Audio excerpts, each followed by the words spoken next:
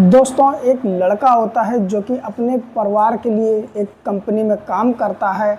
और जब वो काम करता है तो धीरे धीरे उसके कई सारे दोस्त बन जाते हैं। और जब दोस्त बन जाते हैं तो वो फिर उसके साथ में घर पे भी आने लगते हैं। अब जब वो घर पे आते हैं तो उसका सारा जो काम होता काम भी कराते हैं, उसकी मदद भी किया करते हैं। तो उस लड़के के माता पिता सोचते हैं कि शायद हमारा लड़का बड़ा हो गया है।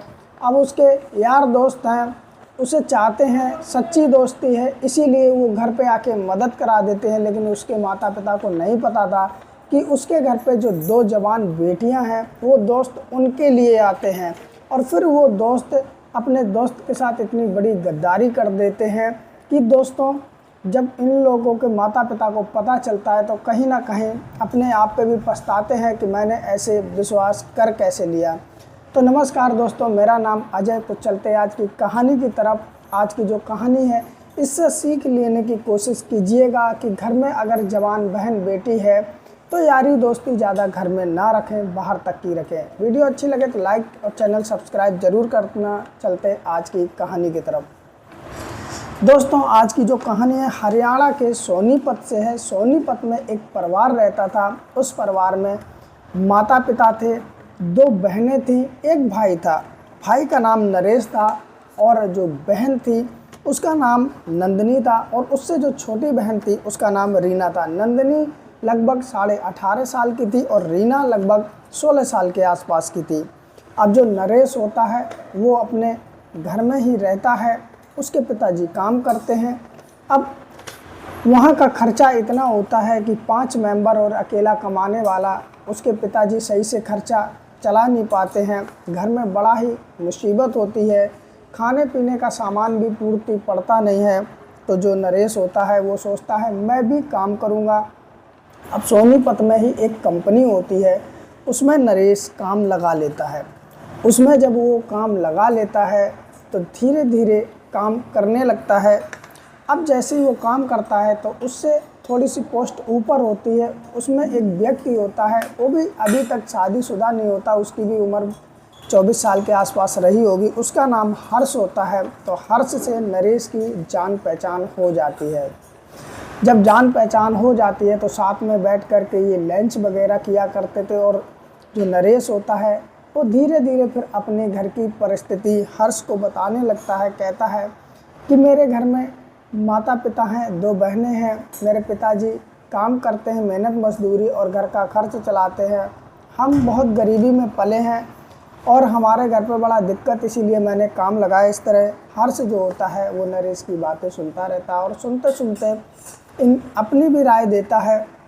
अब इनकी दोस्ती हो जाती है। जब दोस्ती हो जाती है तो होता ऐसा है कि एक समय होता है कि जो नरेश कुछ दिन बाद थोड़ा ठीक ठाक उसका हिसाब किताब होने लगता है, क्योंकि नरेश भी काम कर रहा था, पिताजी भी काम कर रहे थे। अब जो नरेश था उसके पैसों से खर्चा चल जाता था, उसके पिताजी के पैसे बच जाते थे, इसलिए उसकी थोड़ी सी हिसाब किताब ठीक हो गया। तो उसने घर पे अपने पूजा रखी। जब पूजा रखी तो नरेश ने हर्ष से भी कहा कि भाई मेरे घर पे पूजा है, तू चलेगा?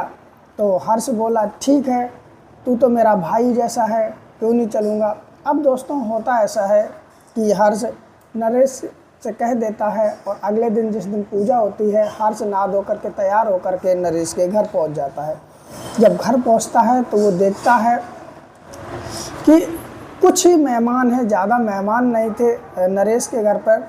और उसकी नज़र जो नरेश है उनकी बहनों पर पड़ती है। तो सबसे पहले नज़र नंदिनी पे पड़ती, जो कि 18.5 साल के आसपास की थी, दिखने में खूबसूरत थी। हर्ष जब उसको देखता है तो देखता ही रह जाता है और फिर जाता है। हर्ष नरेश से पूछता कि यार वो लड़की कौन है? नरेश कहता ये मेरी बड़ी बहन है। जैसे वो इतनी बात सुनता तो हर्ष कहता अरे तुम्हारी बहन मेरी बहन एक ही बात है, मुझे मिलाओगे नहीं? तो जो नरेश होता है वो नंदिनी के पास ले जाता है और कहता ये मेरा भाई जैसा ही दोस्त है, भाई से भी बढ़कर है।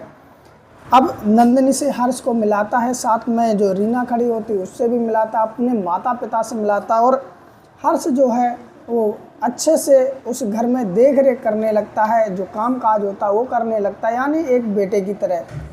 लेकिन नरेश को या उसके माता पिता को नहीं पता था कि हर्ष के मन में चल क्या रहा है। अब दोस्तों, ये पूरे दिन वहीं रहता है, पूजा पाठ होती है, कार्यक्रम आगे बढ़ता है और हर्ष पूरे दिन में इतना फ्रेंडली होता है कि घुल मिल जाता है नरेश के माता पिता से, नंदिनी से, और ये आपस में हंसी मजाक भी करने लगते हैं। यानी कि एक तरीके से इस तरह रहने लगता है जैसे उसी घर का बेटा हो। अब वो पूरे दिन जब रहता है, शाम होती है तो नरेश से, उनके माता पिता से कहता है कि अब मैं आंटी अंकल चल रहा हूँ। अब उसके बाद ये घर पे अपने चला जाता है। घर क्या दोस्तों, इसने भी कमरा ले रखा था, ये बिहार का रहने वाला होता है। अब होता है ऐसा है कि ये जब ड्यूटी पे नरेश आता है तो हर्ष कहता है यार तुम्हारे घर पे तो ऐसा मुझे लगा जैसे मैं अपने ही घर पे हूँ, मैं अकेले कमरे पे रहता हूँ, बोर हो जाता हूँ, मैं छुट्टी वाले दिन क्या घर पे आ जाया करूँ। तो नरेश होता वो कहता आ जाया करो। अब दोस्तों होता ऐसा है कि संडे के दिन की छुट्टी रहती है और हर्ष नरेश के ही घर पे हर संडे को पहुँच जाता है। अब घर में रहता है, बोलता बतलाता है, पैसे तक घर पे खर्च करने लगता है और नंदिनी को भी खाने पीने की चीज़ें लाने लगता है। लेकिन घर वाले नहीं समझ पा रहे थे क्या है। धीरे धीरे उसे जब मौका मिलता है तो नंदिनी से दिल भरी बातें करने लगता है, प्यार भरी बातें करने लगता है। और एक समय ऐसा आता है जब हर्ष कह देता नंदिनी से कि मैं तुम्हें पसंद करता हूँ, प्यार करता हूँ। लेकिन दोस्तों ट्विस्ट ये है कि जब राखी का त्यौहार आता था तो नंदिनी हर्ष के राखी बांधती थी और हर्ष भी राखी बंधवाता था। लेकिन सबकी नज़र में उसने बहन बना रखा था, लेकिन अंदर उसके कुछ और ही चल रहा। अब नंदिनी उस हर्ष से इतनी घुल मिल चुकी थी कि जब हर्ष प्यार का इजहार करता तो नंदिनी भी कहीं ना कहीं मना नहीं कर पाती और वो भी हाँ कर देती है। अब दोस्तों इन दोनों के प्यार मोहब्बत के किस्से चलने लगते हैं, एक दूसरे को फ़ोन भी करते हैं छुप छुपा कर। लेकिन हर्ष क्या कर रहा था ये नरेश को भी पता नहीं, उसके माता पिता को भी पता नहीं है। अब होता ऐसा है कि एक दिन नरेश हर्ष से कहता है कि भाई घर पे थोड़ा काम है। तो हर्ष जो होता है कहता मैं भी चल रहा हूँ। तो नरेश कहता नहीं नहीं हम लोग कहीं बाहर जाएंगे। तो हर्ष कहता ऐसी क्या बात, मैं चल रहा हूँ। अब ये लोग जब घर पहुँचते हैं तो उन्हें कहीं बाहर जाना होता है। तो उसके माता पिता हर्ष से कहते बेटा तू कहाँ जाएगा, तू यहीं पे रुक जा, हम लोग जा रहे और शाम तक आ जाएंगे। तो हर्ष कहता ठीक है। हर्ष का तो दूसरा ही मतलब था, इससे बढ़िया उसे मौका भी क्या मिल सकता। अब नरेश और नरेश के माता पिता बाहर चले जाते हैं, इधर नंदिनी और रीना रह जाते हैं। इधर हर्ष जो होता है उसे मौका मिल जाता है और वो नंदिनी के साथ प्यार मोहब्बत के किस्से कर देता है। यानी कि जो भी दिल की हसरत थी दोनों को वो कर देता है और अपने नरेश के पीठ पे खंजर घोंप देता है, ऐसे मान लीजिए। दोस्तों रीना जो होती है पड़ोस की फ्रेंड के यहाँ बैठने चली जाती क्योंकि वो नरेश से ज़्यादा बोलती बतलाती नहीं थी। लेकिन इधर जो नंदिनी थी वो हर्ष ये प्यार मोहब्बत के किस्से पूरे कर लेते, शाम तक कई बार वो कर लेते। और उसके बाद में जब नरेश आता है और उसके माता पिता आते हैं तो ये आराम से बैठ जाते, फिर खाना बनता, वहीं पर खाना खाता और ये चला जाता।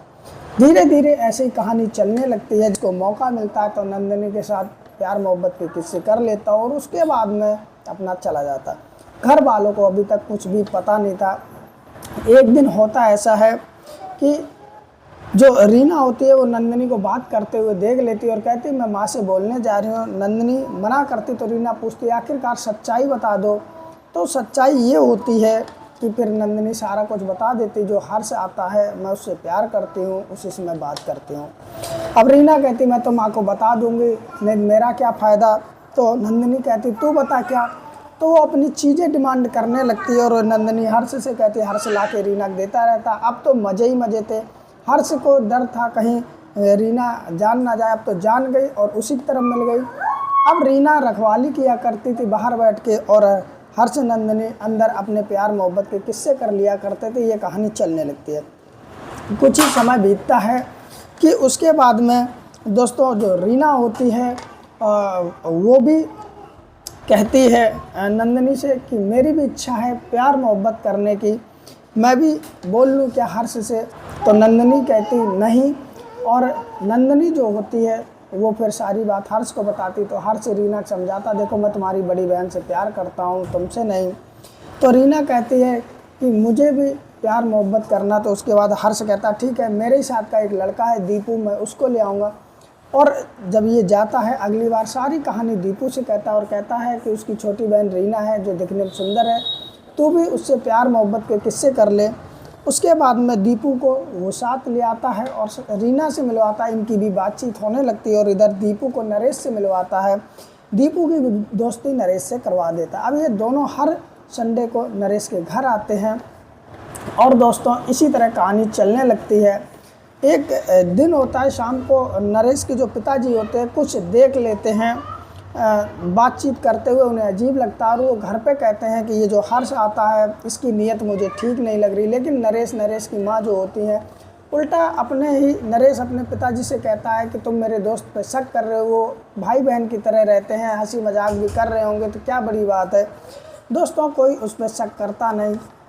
अब धीरे धीरे समय ऐसा आता है कि एक दिन रीना और नंदनी दोनों ही घर से गायब हो जाती हैं। जब दोनों ही घर से गायब हो जाती हैं, टाइम भी सुबह का 8-9 बजे का रहा होगा, तो जो नरेश होता है वो इधर उधर मोहल्ले में ढूंढता है, पूछता है, लेकिन ये दोनों मिलती नहीं। उसके बाद में वो फ़ोन मिलाता है हर्ष को कि वो आ जाएगा तो बाइक वगैरह ले आएगा और हम जल्दी जल्दी इधर उधर ढूंढ लेंगे।